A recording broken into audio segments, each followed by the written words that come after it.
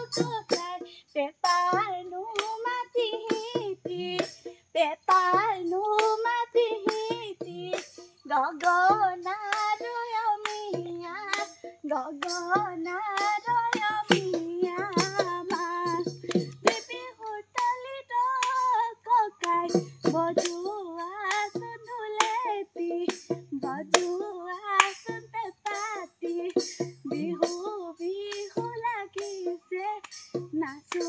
নাচো লাগিছে গা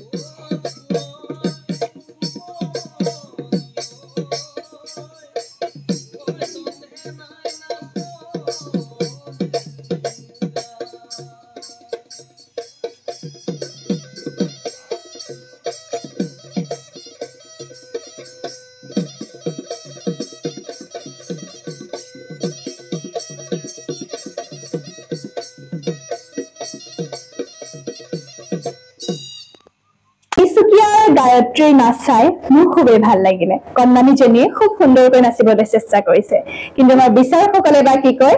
প্ৰথমে যাব বিচাৰিছো এবাৰ নয়ন হাজৰিকা ছাৰৰ ওচৰলৈ যোজনা দুটা তোমাৰ স্থান কাল পাত্ৰ ভেদে দিলে অকমান ভাল হয় যেহেতু আমি বয়সৰ ফালৰ পৰা কিছুমান কথা চাব লাগিব নহবা আমি বিহুৰ পৰা অকমান কিছুমান বস্তু আঁতৰি যাব লাগিব সেইটো তুমি এই ক্ষেত্ৰতো অলপ গুৰুত্ব দিবা নাচৰ ক্ষেত্ৰত অলপ গুৰুত্ব দিবা যাতে তোমাৰ পৰা আমি ভৱিষ্যত